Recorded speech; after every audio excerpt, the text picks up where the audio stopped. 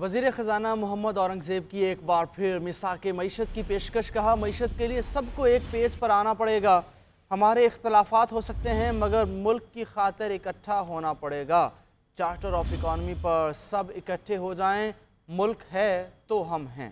کمالیہ میں گفتگو کرتے ہوئے بولے کسی کے سہارے نہیں، خود ترقی کر کے آگے آئے ہیں، جو باتیں ہم نے کہی تھی وہ پوری کر کے دکھائیں، جیسے جیسے شرح سود کم ہوگی کاروباری افراد کو فائدہ ملے گا، آئندہ برس ملک کی معیشت کو مزید بہتری کی جانب لے کر جائیں گے۔ سیگمنٹس ایسے ہیں جن کو ٹیکس دینا چاہیے ان کو ٹیکس دینا پڑے گا۔ Every single segment in this country will have to contribute. جہاں سے گورنمنٹ نکلے گی اتنا ہی بہتر ہوگا۔ اور مجھے نہیں پتا یہاں کوئی پاسکو کے لوگ یہاں موجود ہیں کہ نہیں موجود ہیں۔ سب سے زیادہ کرپٹ ادارہ ہے یہ کرپشن ہوندی ہے نا، کوئی لین والا ہوتا ہے، کوئی دین والا بھی ہوتا ہے، تو تھوڑا سا آپ بھی حوصلہ کر کے دیکھ لیں۔ ہم جو کوشش کر رہے ہیں اس میں آپ بھی ہماری تھوڑی سی مدد کر لیں۔ رائس میں نکل گئے ہیں نا، رائس کا کوئی تعلق ہے گورنمنٹ کے ساتھ؟ کوئی تعلق نہیں۔ میں نے ذکر کیا $4 بلین کی پچھلے سال ایکسپورٹ ہوئی، انشاءاللہ from what I understand 5 billion کی اس سال ایکسپورٹ ہوگی۔ ایگریکلچر سائٹ پہ سبسڈی سائٹ پہ ہم نے سب سے زیادہ دیا ہے۔ دینی مدارس کی رجسٹریشن سوسائٹیز رجسٹریشن ایکٹ کے تحت ہوگی، وانی صدر اور جے یو آئی کے درمیان معاملہ فہم و تفہیم کے ساتھ طے ہو گیا۔ صدر آصف علی زرداری نے سوسائٹیز رجسٹریشن ایکٹ 2024 پر دستخط کر دیے، صدر کے دستخط کے ساتھ ہی بل قانون بن گیا۔ ترجمان قومی اسمبلی کا کہنا ہے کہ جلد گزٹ نوٹیفیکیشن جاری کیا جائے گا۔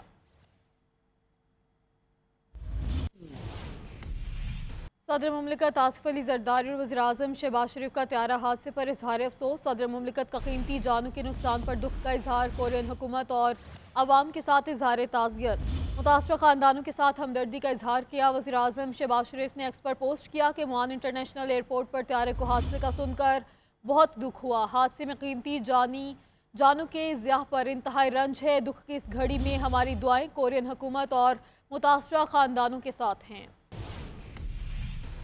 آگے بڑھیں گے۔ وفاقی وزیر اطلاعات عطا تارڑ نے کے پی حکومت کی کارکردگی پر وائٹ پیپر جاری کر دیا، کہا پی ٹی آئی حکومت نے کرپشن کے فروغ کے علاوہ کوئی کام نہیں کیا، خیبر پختونخوا حکومت کے تمام پیسے سوشل میڈیا پر خرچ ہو رہے ہیں، وہاں بدعنوانی اور مالی بے ضابطگیاں ہیں۔ کے پی اصل میں پی ٹی آئی کی حکومت کو 11 سال ہو گئے لیکن فرضی کمپنیز کے علاوہ کچھ نظر نہیں آتا، صحت کے لیے رکھے گئے پیسے دھرنوں اور چڑھائی میں استعمال کیے گئے، امن و امان کے قیام کے لیے انہوں نے کچھ نہیں کیا، میٹرو کو جنگلہ بس کہا اور پھر اپنے صوبے میں ویسی ہی بی آر ٹی بنا دی۔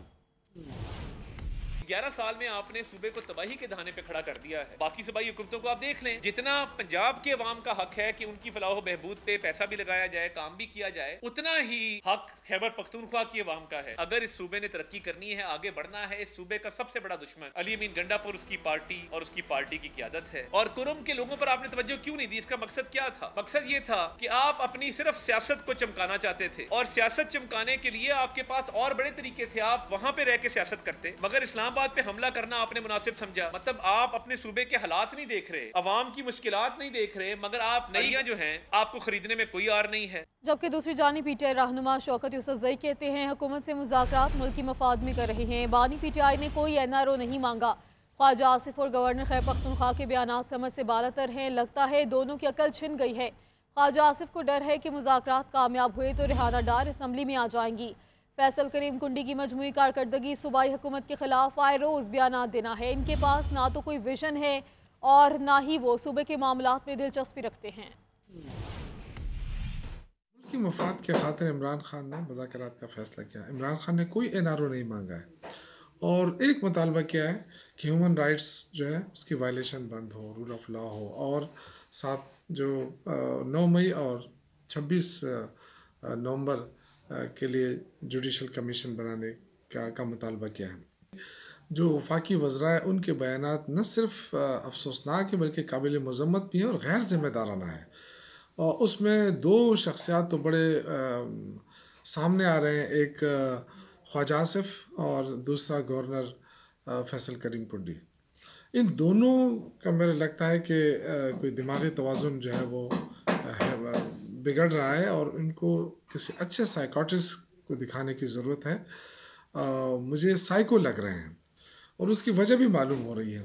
خواجہ ہوتی کو خوف ہے کہ مذاکرات کامیاب ہو گئے تو ریحانہ ڈار جو ہے وہ اسمبلی میں آ جائے گی، اور پھر اس کے ساتھ بیٹھنا ان کے لیے کافی مشکل ہو جائے گا، کیونکہ وہ اسمبلی میں ہوگی تو ख्वाजा आसिफ असम्बली से बाहर ही रहेंगे।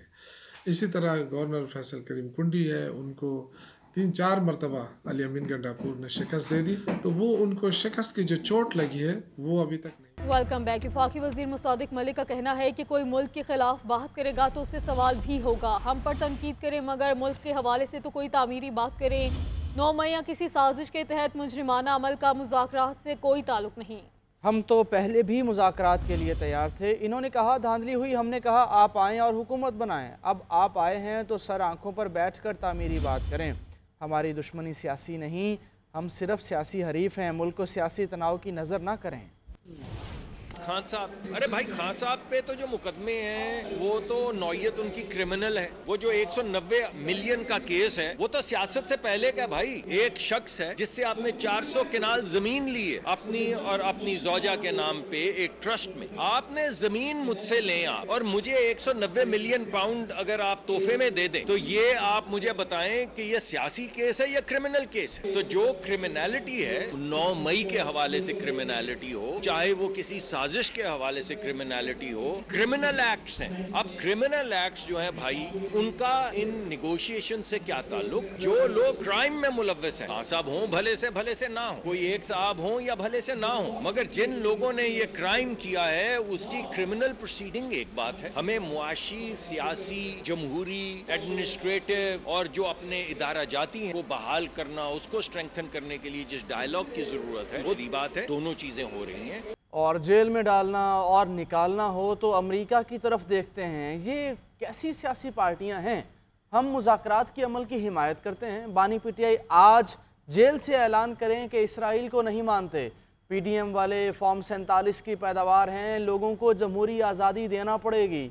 अमीर जमात इस्लामी हाफिज़ नईमुर रहमान का इस्लामाबाद में गज़ा मिलियन मार्च से खिताब। कहा इसराइल गजा में फ़लस्तीनियों की नस्ल कुशी कर रहा है। इसराइल लाखों टन बारूद बरसाकर भी फ़लस्तीनियों की ईमान की क़ुव्वत को कम ना कर सका। अमेरिका इसराइल और दहशत गर्दों की सपोर्ट कर रहा है। अमेरिका अपनी मर्जी की पॉलिसीज हम पर मुसल्लत करना चाहता है।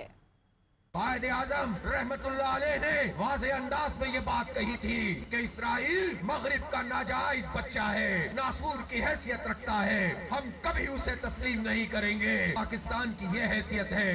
पाकिस्तान को अगर कमजोर किया है तो किसी बैरूनी दखल ने नहीं किया है, हमारे अपने लोगों ने किया है जो पाकिस्तान के अवाम पे हुक्मरानी करते हैं। एक छोटा सा तबका है जो अमेरिका की आशीर्वाद से चलता है। ये कैसा मुल्क है कि हुकूमतें हटानी हो तो अमेरिका की मदद हासिल की जाती है, जेल में डालना हो तो अमेरिका की मदद मांगते हैं, जेल से निकलवाना हो तो अमेरिका की मदद मांगते हैं। ये कैसी पार्टियां हैं, ये कैसे सियासी लोग हैं, ये कैसी बातें करते हैं। एक तरफ आजादी की बात करते हैं, गुलामी से निजात की बात करते हैं, और दूसरी तरफ अमेरिका की मदद भी मांगते हैं। ये लोग हमारे तर्जुमान नहीं बन सकते। 9 मई और 26 नवंबर को खून की होली खेलने का प्लान किया गया था। हमने पाकिस्तान के खिलाफ साजिश भांप ली। लीगी रहनुमा हनीफ अब्बासी की रावलपिंडी में मीडिया से गुफ्तगू बोले, आज अफगानिस्तान जैसा मुल्क हमें आंखें दिखा रहा है। ये सारा कुछ प्लानिंग के तहत हो रहा है। फर्म हायर करके मईशत पर हमले की कोशिश की गई। इनकी तमाम कोशिशों के बावजूद 10 माह की हुकूमती कारकर्दगी देख लें। 76 साल तारीख में सबसे ज़्यादा तरसीलात ज़र आई हैं। 10 साल में पहली मरतबा करंट अकाउंट सरप्लस हुआ। मुजाहरे किए गए, वर्ल्ड बैंक के सामने मुजाहरे किए गए, खतूत लिखे गए और ये कहा गया कि पाकिस्तान को जो है वो आप जो पैकेज है वो ना दिया जाए, उसकी इमदाद ना की जाए, उसको रेस्क्यू ना किया जाए। और ये मैंने वाहिद मुल्क देखा है जिसके बसने वाले, रहने वाले बैरून मुल्क जाकर अपने ही मुल्क के खिलाफ साजिश कर रहे। शायद दुनिया में कोई और मुल्क मैंने नहीं देखा। लेकिन तमाम तर रेशा दवानियों के बावजूद, खतूत लिखने के बावजूद, पाकिस्तान इस वक्त जिन मुश्किल हालात से गुजर रहा था, जिस वक्त पीडीएम की गवर्नमेंट थी और जिस वक्त हम वेंटिलेटर पे थे, और जिस तरह 13 जमातों की हुकूमत थी और उस मुश्किल हालात में शहबाज शरीफ साहब ने जो है इस मुल्क को मुश्किल हालात से निकाला। अब जाकर अल्लाह ताला के फजल कर से आहिस्ता मुल्क के अंदर इस्तेहकाम पैदा शुरू हुआ। पीपल्स पार्टी की मरकजी सेक्रेटरी इतलात शाजिया मरी कहती हैं, किसी को बुरी लगती है तो लगे। बिलावल भुट्टो ने सीधी बात कही है। मुल्क में इंटरनेट की बंदिश पर हुकूमत झूठ बोलती है। हम मानते हैं सिक्योरिटी इशू है, लेकिन क्या पूरा निज़ाम बिठा दिया जाएगा? हुकूमत को 26वीं तरमीम पर जरूरत थी, बिलावल से मशवरे करती रही। अब अहम इशूज पर पीपल्स पार्टी को मुशावरत में शामिल तक नहीं किया जाता।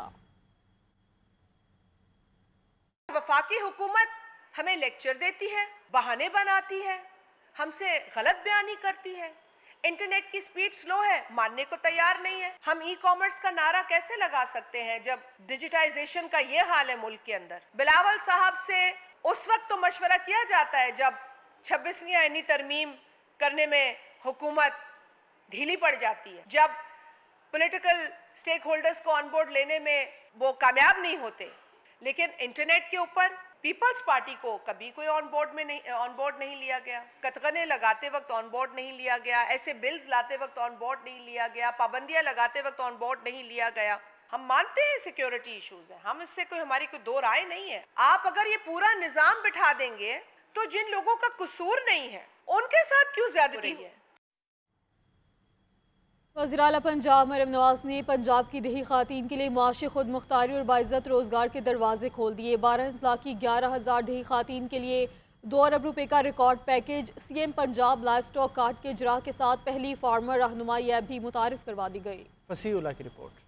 پنجاب کی خواتین کے لیے 2024 کا سنہرا اختتام، باعزت روزگار کے دروازے کھل گئے۔ وزیر اعلیٰ مریم نواز نے 12 اضلاع کی 11,000 دیہی خواتین کے لیے 2 ارب کا ریکارڈ پیکج دے دیا۔ Chief minister life stock project کے تحت ملتان، خانیوال، لودھڑا، وہاڑی، بہاولپور، بھاول نگر اور رحیم یار خان، ڈیرہ غازی خان، لیا، مظفر گڑھ، راجن پور اور کوٹ ادو کے دیہاتوں میں خواتین کو باعزت روزگار کے لیے مفت گائے اور بھینسیں ملیں گی۔ C M livestock card سے 80,000 مویشی فارمر 27,000 روپے فی جانور بلا سود قرض لے سکیں گے۔ رجسٹرڈ ڈیلر سے 2,70,000 تک ونڈا، منرل مکسچر اور سائلج خرید سکیں گے۔ مویشیوں کی دیکھ بھال میں آسانی کے لیے اینیمل آئیڈینٹی ٹریسیبلٹی سسٹم کے ساتھ فارمر کے لیے ہیلپ لائن بھی فنکشنل کر دی گئی۔ آن لائن رجسٹریشن کی سہولت بھی دستیاب ہوگی۔ وزیر اعلیٰ مریم نواز نے کہا ہے کہ دیہات میں رہنے والی خواتین کو نظر انداز نہیں کر سکتے۔ پنجاب کے لائف سٹاک فارمر کا بھرپور ساتھ دیں گے۔ لائف سٹاک کارڈ کے ذریعے 4 لاکھ جانور میٹ ایکسپورٹ کے لیے تیار ہوں گے۔ دودھ اور گوشت کی پیداوار بڑھانے سے مقامی ضروریات کے ساتھ ایکسپورٹ بھی بڑھیں گی۔ کراچی میں مذہبی جماعت کی جانب سے 10 سے زائد مقامات پر دھرنوں کا سلسلہ جاری ہے۔ شہر بھر میں ٹریفک کی روانی متاثر ہونے سے شہریوں کو شدید مشکلات کا سامنا ہے۔ اس وقت شہر قائد میں ٹریفک کی صورتحال کیا ہے، بتائیں گے ہمارے نمائندے رانا خالد محمود۔ جی خالد۔ جی بہت شکریہ۔ میں اس وقت مین شاہراہ فیصل ناتا خون برج کے اوپر موجود ہوں اور گزشتہ 4 روز سے مذہبی جماعت کی جانب سے شہر کے 10 سے زائد مقامات پر دھرنوں کا سلسلہ جاری ہے۔ میرے کیمرہ کو دکھا سکتے ہیں کہ یہ مین شاہراہ فیصل کا برج ہے جس کے اوپر میں موجود ہوں اور اس سے 1 فرلانگ کے فاصلے پر احتجاجی جو ہے دھرنا یہاں پر جاری ہے، جس میں خواتین اور مرد اور بچے ان کی بڑی تعداد اس میں موجود ہے۔ مختلف مقامات پر جو ہے وہاں پہ بندشیں کھڑی کر کے ان شاہراہوں کو بند کر دیا گیا ہے، جبکہ ٹریفک کی جو آمد و رفت ہے وہ پوری طرح سے جو ہے مفلوج ہو کر رہ گئی ہے، جبکہ ٹریفک پولیس کی جانب سے جو متبادل راستے فراہم کیے گئے ہیں وہاں پر بھی ہمیں ٹریفک کا رش دیکھنے میں نظر آیا ہے اور شہر کراچی کی جو عوام ہے وہ شدید پریشانی کا شکار نظر آتی ہے ان دھرنوں کی وجہ سے۔ پبلک ٹرانسپورٹ مکمل طور پر بند ہے، جن علاقوں میں دھرنے کا سلسلہ جاری ہے وہاں پر پبلک ٹرانسپورٹ موجود نہیں ہے، جس کی وجہ سے جو شہر کے مکین ہیں وہ پریشانی کا شکار نظر آتے ہیں۔